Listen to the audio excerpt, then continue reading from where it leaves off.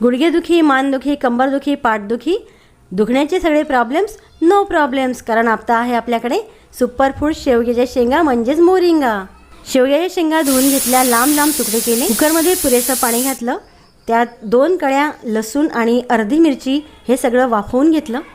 4-5 शिट्या करून घ्यायच्या आणि गार झाल्यानंतर या शेंगा बाजूला काढल्या आणि यातील जो गर असतो तो चमच्याच्या साहाय्याने वेगळा केला। शेवग्याच्या शेंगा ह्या सुपरफूड आहेत।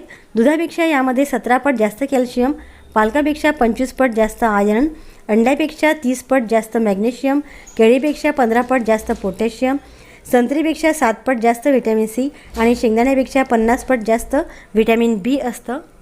कैरीचे छोटे छोटे तुकडे केलेले आहेत आणि ते कैरीचे तुकडे, काढलेला शेवग्याचा गर, उकडलेली मिरची आणि उकडलेली जो लसूण आहे तो मी यात घातला आहे आणि हे मिक्सरमधून छान बारीक पेस्ट करून घेऊया।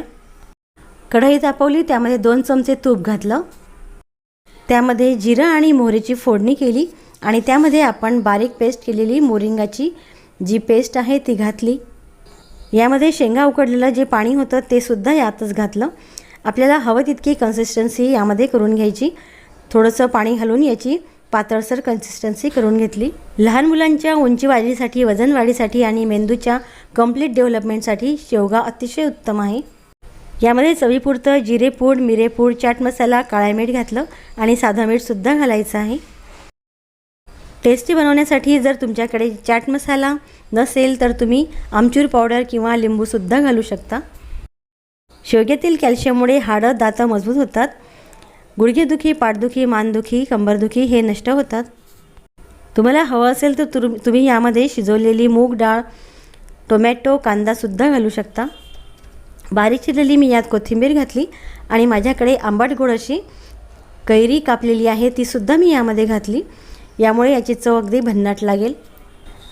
किंचित चवीपुरती साखरसुद्धा यामध्ये मी घातलेली आहे आणि हे असं खूप छान चवीचं, अगदी भन्नाट चवीचं मोरिंगा सूप तयार झाला आहे।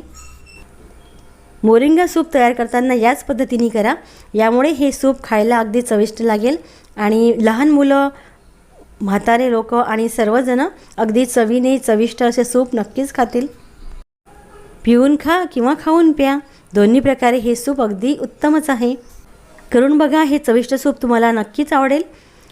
पण चॅनलला सबस्क्राईब करायला विसरू नका। बाय।